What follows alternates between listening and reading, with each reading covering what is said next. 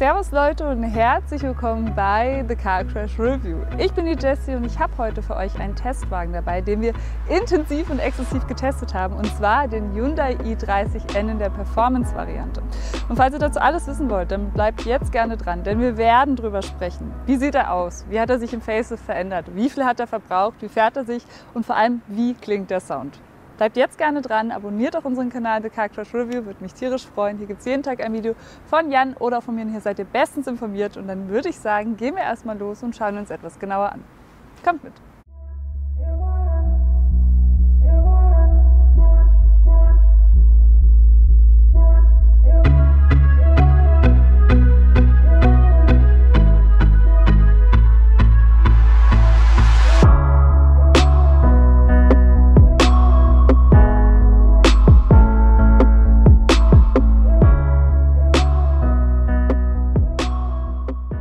Hier vorne angekommen, vielleicht erstmal zu unserem Kooperationspartner, und zwar ist es GoLeasy. Was machen die Jungs? Das ist eine Vergleichsplattform für Leasingangebote und die vergleichen für euch unter Anbietern wie Leasingmarkt oder auch Vehiculum, und da findet ihr garantiert euren besten GoLeasy-Preis.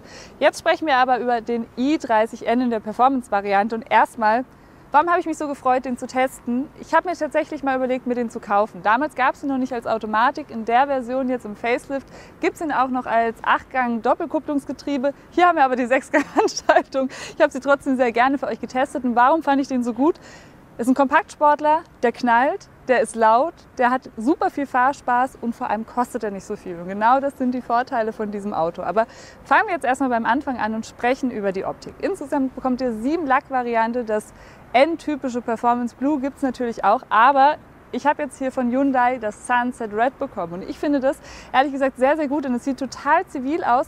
Der fällt nicht so auf, knallt aber trotzdem genauso gut. Und vielleicht kurze kleine Geschichte am Rande. Ich war mit meinen Mädels auf einem Junggesellenabschied, waren insgesamt 12 Mädels und ich musste ein bisschen früher weg, weil wir auf einen Termin mussten, habe dieses Auto gestartet. Und die haben sich alle total verwundert umgedreht und haben gedacht, ach du Scheiße, was ist das? Und genau das verkörpert dieses Auto. Es knallt nämlich total, es ist super laut, sieht aber gar nicht so krass aus. Und das mag ich sehr, sehr gerne. Jetzt sprechen wir über die Optik und im Facelift hat sich einerseits verändert, dass wir jetzt einen anders geformten Kühlergrill haben. Heißt, die Seiten sind hier vor allem etwas spitzer. Das Wabenmuster in der Mitte ist ein bisschen anders und auch die Kühlung wurde jetzt optimiert, also die Öffnungen wurden optimiert, um die Kühlung des Motors ein bisschen besser zu machen. N-Logo haben wir jetzt hier und auch ein Unterschied im Vergleich zum Vorgänger ist, dass wir jetzt hier an den seitlichen Lufteinlässen und unten auch wieder das Wabenmuster haben. Beim Vorgänger waren es eben so waagrechte Streben. Hyundai N-typisch ist vor allem, dass hier unten eigentlich ja die Akzente in Rot sind. Dadurch, dass wir jetzt hier aber die rote Version haben, sind die jetzt hier in so einem Braun gefasst, beziehungsweise in so einem Grau.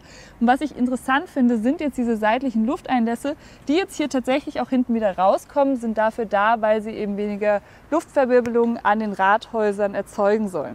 Und was wir jetzt noch haben, sind natürlich auch neue Leuchten. Neue Tagfahrsignatur, die jetzt so V-förmig vorgeht, ist jetzt immer ein Voll-LED-Licht. Sieht noch mal ein bisschen böser aus, wie ich finde. Und generell ist aber gar nicht so viel an der Front passiert. Am Heck ist deutlich mehr passiert im Vergleich zum Vorgängermodell bzw. Vor-Facelift. Besprechen wir aber gleich. Und jetzt gehen wir erstmal in die Seite und sprechen vielleicht noch über die Wettbewerber. Und da gibt es einige, beispielsweise den Golf GTI, den Cupra Leon, den Audi S3, den ich dann auch mal hatte, dann wurde der aber zu teuer. Oder eben auch den Honda Civic Type R. Der hat zwar 320 PS, ein bisschen mehr Bums, sieht auch ein bisschen krasser aus. Deswegen wäre mir jetzt die zivilere Variante hier bei Hyundai ein bisschen lieber. Und wenn wir jetzt hier an der Seite sind, erzähle ich euch vielleicht noch was zu den Maßen. Das ist ein kompakter Sportler, heißt der ist 4,34 Meter lang, 1,80 Meter breit, also nicht zu breit, man kommt da wirklich überall gut durch, und 1,44 Meter hoch, also auch nicht zu hoch. Es ist sehr praktisch, dieses Auto, hat relativ viel Platz im Kofferraum, relativ viel Platz auf der Rückbank. Und interessant ist jetzt auch noch, den gibt es auch noch als Fastback. Ich weiß nicht, ob ich den sogar noch ein bisschen besser finde. Ich glaube ja, sieht noch mal ein bisschen hinten besser geschwungen aus. Schreibt mir gerne mal in die Kommentare, welcher euer Favorit ist. Vielleicht bestellen wir ja für euch dann auch noch einen Fastback. Können wir euch den auch zeigen? Ich darf ihn noch mal 2 Wochen lang fahren. Hier vorne jetzt angekommen, vielleicht erstmal noch zu den technischen Sachen. Wir haben jetzt hier die Performance-Variante. Die zeichnet sich einerseits dadurch aus, dass wir jetzt vorne größere Bremsen haben. Wir haben vorne das elektronisch gesteuerte Differential. Vielleicht, wenn Jan gerade kommt, schauen wir erstmal über die Felgen. Und immer 19 Zoll Felgen anstatt eben 18 Zoll Felgen wie in der N-Variante. Die Bremsen sind jetzt eben 360 mm groß und nicht mehr 345 mm wie beim Vorgänger. Bei der N-Version habt ihr dann 330 mm Größe. Auch die Felge ist jetzt sehr schön geformt in so einem Bicolor. Wenn wir uns jetzt die Seite anschauen, haben wir hier vorne zwar ein bisschen Plastik um das Rathaus herum, beziehungsweise das Rathaus ist dann eben aber lackiert. Und hier unten dieses Element ist wieder in einem schwarzen Plastik, wie gesagt, ist nicht rot abgesetzt hier in dem Fall. Hier dann wieder das N-Logo, sehr schick, nur wäre das noch lackiert, hätte ich es noch ein bisschen besser gefunden. Schwarz lackierte Spiegelkappen haben wir jetzt hier, schwarz umrandete Fenster und hinten auch noch abgedunkelt in der Performance Line. Sehr schick von der Seite. Ihr habt jetzt hier übrigens auch noch adaptive Dämpfer und hier dann eben einen 50-Liter-Tank. So, 50-Liter-Tank, den haben wir ganz oft gefüllt. Der ist echt ein echter Schluckspecht. Ich erzähle euch dann später, was wir verbraucht haben. Und jetzt sprechen wir über die Optik am Heck. Und hier hat sich einiges verändert.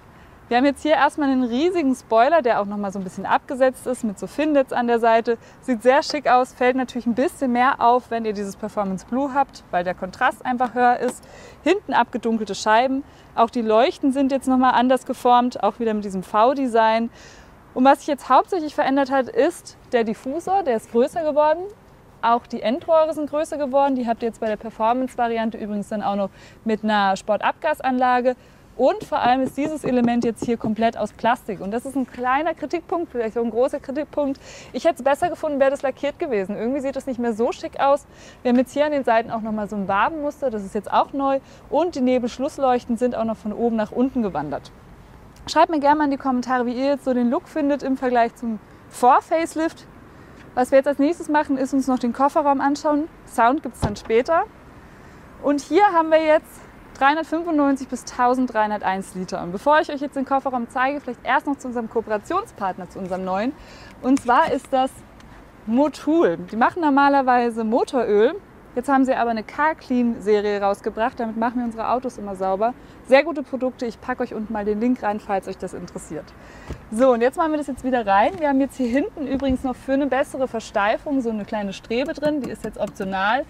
Die hat Vorteile, weil wir eben mehr Steifigkeit haben, hat aber auch Nachteile. Wenn ich jetzt die Rückbank gleich umklappe, ist die so ein bisschen im Weg. Das muss man wirklich wollen. Hier haben wir dann so einen doppelten Ladeboden. Da habt ihr ausreichend Platz. An den Seiten dann auch nochmal ausreichend Platz. Und auf beiden Seiten dann auch nochmal so einen kleinen Haken, wo ihr was aufhängen könnt. Was wir jetzt als nächstes machen, ist erstmal hier die Hutablage ab. Könnt ihr jetzt hier an so 2 Schnüren wegmachen. Natürlich ist es jetzt nicht die beste Lösung für so eine Hutablage, aber wenn wir ehrlich sind, das ist auch nur eine Hutablage, da brauche ich jetzt keinen Samt drumherum oder so. So oft benutzt man die jetzt auch nicht. Hebt das jetzt hier auch mal raus, legt das hier auf die Seite, dass ihr den Kofferraum ganz sehen könnt und klappt euch jetzt mal noch den Kofferraum um. Heißt, beziehungsweise die Rückbank, hier einmal an der Seite, hier einmal an der Seite. Ihr seht, es funktioniert auch sehr einfach. Jetzt haben wir eben diese 1301 Liter und da seht ihr jetzt auch schon, was ich gemeint habe. Das Teil wird mich jetzt im Alltag stören, aber es ist halt auch irgendwie schon ziemlich cool, oder? So, was wir jetzt als nächstes machen, ist die Hutablage wieder rein. Zip. Mal gucken, ob es schnell klappt. Ja, sehr einfach und gut. Was wir jetzt machen, ist hier hinten zu. Den Sound zeige ich euch erst im Innenraum. Ich bin jetzt ein bisschen fies, aber das machen wir erst später. Ist ja auch so ein bisschen das Highlight von dem Auto. Wir gehen jetzt noch hinten auf die Rückbank. Ich bin 1,64 Meter klein und dann schauen wir mal, wie viel Platz ich da hinten habe. Kommt mit!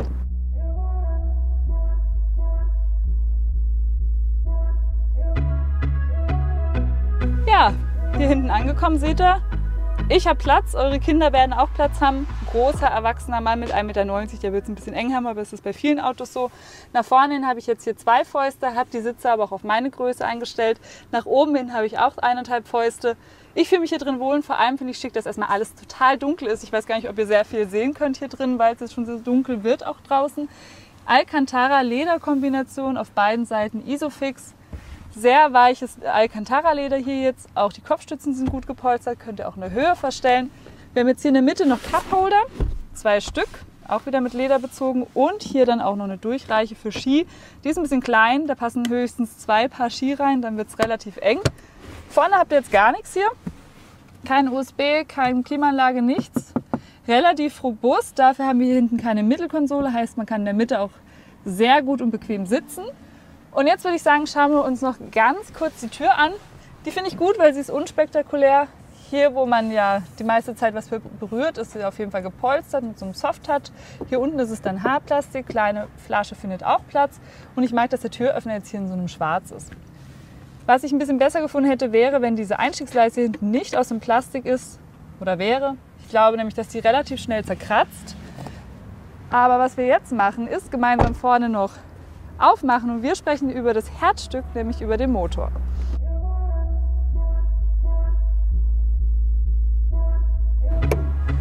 So, und jetzt muss ich was Fieses machen, aber ich finde es so schön. Schaut mal kurz an der Seite ins Auto rein, weil wir haben jetzt hier die beleuchteten Ends auch noch in den Sitzen. Es wird ja gerade ein bisschen dunkel, es regnet auch. Und das finde ich mega cool, sind optional. Wir sprechen nachher noch dann über den Preis und jetzt aber hier über den 2 Liter 4-Zylinder Turbobenziner. Der hat 280 PS, also 5 PS mehr als der Vorgänger und 392 Newtonmeter, also 14 Newtonmeter mehr als der Vorgänger. Fährt Max 250 km/h, verbraucht nach WLTP 8 Liter. Da kann ich nur drüber lachen, leider waren es auf keinen Fall 8 Liter. Wie viel wir verbraucht haben, erzähle ich euch dann gleich noch bei der Fahrt. Und ist in 5,9 Sekunden auf 100. Hört sich schon mal ganz gut an. In der Praxis werden wir es dann gleich auch noch ausprobieren. Was wir als erstes machen, ist uns noch die Sitze da anschauen, das Infotainment-System, was es jetzt im Facelift da drin alles Neues gibt. Und dann fahren wir endlich gemeinsam los. Ich hoffe, ihr habt Bock drauf. Kommt mal mit. Weiter geht's jetzt hier mit dem Innenraum und ja, es regnet mittlerweile in Strömen, so ein Biss. Ich hoffe, ihr seht trotzdem hier drin noch alles. Und erstmal fangen wir jetzt mit den Sitzen an und die sind mein absolutes Highlight. Warum? Wir haben jetzt hier das beleuchtete N im Nacken. Die sind unfassbar sportlich, sehr hart und prall gepolstert. Hier an den Seiten jeweils sehr fette Seitenbacken unten und oben und die geben sehr guten Seitenhalt. Den braucht ihr hier drin aber auch auf jeden Fall. Die würde ich optional auf jeden Fall auch immer dazu nehmen. Sehr, sehr schick, auch integrierte Kopfstütze hier oben mit diesen 2 Öffnungen. Und was ich auch sehr gut finde, ist, dass wir jetzt hier einerseits die Einstiegsleiste in so einem Chrom haben, andererseits eben die N-spezifischen Fußmatten hier drin. Hier drin duftet alles nach N, hier drin ist alles dunkel, hier drin ist alles böse. Schon ziemlich cool. Was ich sagen muss, ist, dass wir jetzt hier so ein bisschen ja Soft-Touch haben, ist aber ein bisschen Hartplastik. Das hätte besser verarbeitet werden können. Genauso wie jetzt hier auch in der Mittelkonsole. Sehr viel Hartplastik, aber irgendwoher muss ja der Preis kommen, den ich euch am Ende nenne. 2 Cup-Holder hier vorne. Hier habt ihr dann auch nochmal Platz, was zu verstauen. Nochmal so ein bisschen ausgefilzt da unten, dass da nichts zerkratzt. Und hier haben wir jetzt die optionale 6-Gang-Handschaltung. Es gibt aber eben auch das 8-Gang-Doppelkupplungsgetriebe hier. Ich hätte mich ein bisschen mehr über das Doppelkupplungsgetriebe gefreut, weil ich das noch nicht gefahren bin. Aber ich glaube, ihr Fans da draußen wollt hier die 6-Gang-Handschaltung. Haben jetzt hier auf beiden Seiten auch noch eine Sitzheizung. Hier dann noch die Parkkamera, Lenkradheizung. Da vorne dann eine induktive Ladefläche fürs Handy, was sehr praktisch ist. Kann hier mein Handy rausnehmen, kann es aber auch reinlegen und eben während der Fahrt laden lassen. Und wenn nicht, haben wir da vorne auch noch zweimal eine 12-Volt-Steckdose und auch noch einen USB-C-Anschluss. Übrigens wollte ich euch gerne noch den Schlüssel zeigen. So sieht er aus, liegt gut in der Hand, ist auch noch mit ein bisschen Haarplastik, aber N und Hyundai steht drauf. Und was wir jetzt als nächstes machen, ist, dass Jan mal reinkommt und ich zeige euch hier drin alles Weitere, damit der auch nicht zu nass wird. Und wir schauen uns jetzt hier hinten mal oder hier vorne mal. Sich stören, hinter die Scheibe runter zu machen, wie besprochen. Kann ich? Ja. Und dann schauen wir uns mal das Lenkrad an. Das ist jetzt hier unten nicht abgeflacht. Wir haben aber hier ein N-Logo. Hier dann eben die Rennflagge für den N-Modus oder den Custom-Modus. Den erkläre ich euch gleich. Und hier drüben habt ihr dann eben die anderen Modi, nämlich Normal, Sport oder Eco. Wir sind auf der Autobahn tatsächlich meistens Normal oder Eco gefahren. Wie viel wir verbraucht haben, erzähle ich euch später. Und da vorne haben wir jetzt erstmal 2 Rundmeter und ein kleines TFT in der Mitte. Und da können wir uns verschiedene Sachen anzeigen lassen.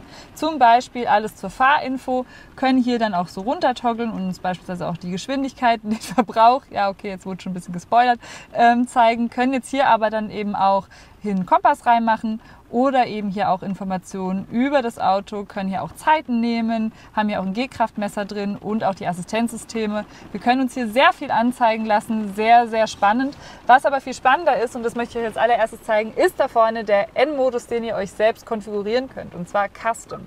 Da klicken wir jetzt mal drauf und ich finde diese Ansicht mega cool. Erinnert auch natürlich so ein bisschen an die Uni bzw. an die Schule, es ist ja so ein Spinnennetz und da könnt ihr jetzt den Custom Mode in verschiedenen Stufen einstellen. Zum Beispiel die Aufhängung, also die Federung eben, die Dämpfung meine ich in 3 Stufen, könnt die Lenkung hier in 3 Stufen einstellen, das ESC ebenso. So, könnt auch den Auspuffklang in 3 Stufen einstellen. Hier auch noch das ELSD und auch noch das Drehmoment, das ist mega cool, Motor eben auch. Heißt, ihr könnt euch hier selbst rumtüfteln, was ihr am liebsten mögt, finde ich auf jeden Fall cool. Und ihr könnt aber hier auch zurückgeben und habt hier eben die sportliche Anzeige. Heißt, hier habt ihr eben die G-Kräfte beim Fahren, könnt die Zeit nehmen, habt hier auch nochmal alles zum Drehmoment, zur Leistung, zum Turbo und könnt hier jeweils dann auch immer nochmal reinklicken und euch das etwas genauer angucken. Könnt es auch hier eben nochmal reinziehen. Sehr geile Anzeige für absolute Motorsport-Freaks da draußen. Danke Hyundai, dass es sowas noch gibt. Ja, und jetzt fangen wir an mit dem ganzen normalen Zeug hier drin. Und zwar habt ihr hier unten einfach Knöpfe, die ihr bedienen könnt, wie zum Beispiel die Map. Wir sind sehr viel damit unterwegs gewesen. Es hat sehr gut funktioniert. Das Navigationssystem hat uns nie verlassen. Habt jetzt hier auch Radio, habt hier Apple CarPlay, Android Auto Verbindung. Habe ich auch selbst ausprobiert, ging alles super easy. Und wenn ihr jetzt wieder zurückgeht, hoppala, gehen wir mal wieder zurück hier auf Menü, auf Home und schauen uns mal noch die Apps an, die ihr habt. Ihr habt jetzt hier noch alles zur Klimaautomatik, könnt ihr euch hier nochmal einstellen. Hier sind aber sonst gar nicht so viele spektakuläre Sachen dabei. Habt hier auch nochmal Einstellungen zum Fahrzeug beispielsweise. Schauen wir uns auch noch schnell an. Haben hier die ganzen Fahrassistenzsysteme, die ihr dann nochmal einstellen könnt. Habt hier den Fahrmodus nochmal, Kombi-Instrumenteinstellungen, Lichtanlage, Klimaanlage. Solche Sachen, Navigation habe ich schon gezeigt, könnt ihr Apple CarPlay, Android Auto verbinden. Und das war es jetzt hier eigentlich so im Großen und Ganzen. Wichtigstes ist eigentlich, dass wenn ihr hier zurückgeht, ist das nochmal die Home-Ansicht. Na, eins zurück, das ist die Home-Ansicht. Könnt jetzt hier so rüber swipen, habt ihr eben die Apps, habt hier auch die Short-Wahlmöglichkeiten, hier dann auch noch die Lautstärke, die ihr mit einem Drehregler betätigen könnt. Und hier unten dann eben nochmal eine ganz einfache Klimaautomatik mit echten Knöpfen, so mag ich es gern. Für alle da draußen, die nicht so Golf-Fans sind, ist das hier auf jeden Fall das Richtige, denn hier ist kein digitaler Schnickschnack, sondern hier habt ihr eben auch noch richtige Knöpfe. Was wir jetzt als nächstes machen, ist gemeinsam losfahren und dann schauen wir mal, was der so kann. Kommt mit!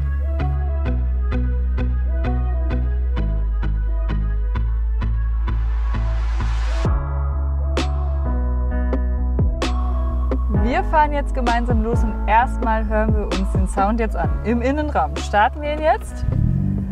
Geht schon gut los und jetzt hören wir uns mal den Sound an.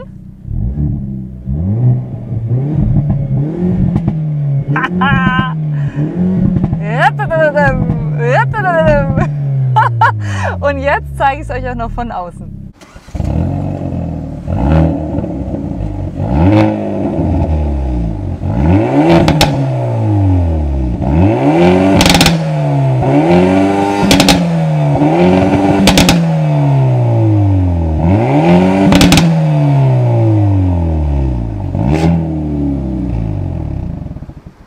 Knallt, oder? Mega geil. Rückfahrkamera zeige ich euch auch noch schnell, dass ihr die mal gesehen habt. Gehört ja auch zu so einem Review dazu. Die ist gut, es dämmert draußen. Ihr seht ganz gut nach hinten raus. Und jetzt fahren wir gemeinsam los. Und ja, schon ziemlich geil, dieses Auto. Sound überzeugt auf jeden Fall. Und was wir jetzt als erstes machen, ist mal gemeinsam hier beschleunigen. 5,9 Sekunden auf 100. Ich mache jetzt hier auch mal wieder die Fenster zu, bevor wir losgehen. Ihr hört den Sound. Schade, dass ich die Fenster zumachen muss, aber dann hört ihr mich nicht mehr. Und wir beschleunigen jetzt gemeinsam von 0 auf 100. Und ich würde mal sagen, los geht's.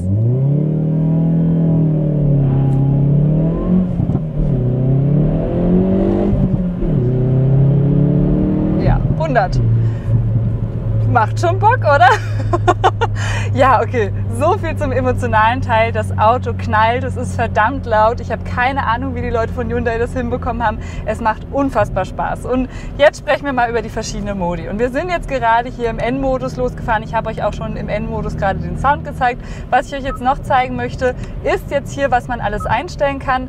Und zwar ist es hier auf Custom, Jan hat es ein bisschen umgestellt, dann seht ihr es ein bisschen größer, eben die verschiedenen Sachen, die ich euch jetzt gerade gezeigt habe. Was ich krass finde, ihr könnt jetzt eben hier einerseits die Dämpfung eben sportlich, normal oder eben super straff machen, könnt die Lenkung eben anpassen. Das ESC, also ihr könnt es auch komplett ausmachen, wenn ihr hier rausgeht. Den Motor könnt ihr hier anpassen, Drehmoment. Das ist schon ziemlich geil. Vor allem eben hier diese Track-Anzeige. Vor allem, wenn ihr hier wieder zurückgeht, habt ihr hier dann auch noch einen Zeitnehmer, den ihr einschalten könnt. Könnt jetzt hier eben eure Rundenzeiten nehmen. Und wenn wir jetzt hier wieder zurückgehen, habt ihr hier eben nochmal die ganzen genauen Anzeigen. Es ist halt einfach ein Auto für Freaks. Was nicht so gut ist, ist tatsächlich der Wendekreis. Wir wenden jetzt hier gleich mal gemeinsam. Der ist tatsächlich relativ groß. Was ein bisschen schade ist, da hätte ich mir deutlich mehr Wendigkeit gewünscht im Alltag. Aber ihr seht, ich komme gerade so rum. Wir haben ja jetzt hier einen Frontantrieb. Heißt, wir haben vorne auch ein Differential, jetzt vor allem bei dem Performance-Modell. Und was macht dieses Differential? Ja, dieses Differential ist vor allem gut eben bei Kurvenfahrten. Jetzt, wenn wir hier durch die Kurven fahren, ist es deutlich agiler. Wir haben weniger Schlupf und halt eben weniger untersteuern.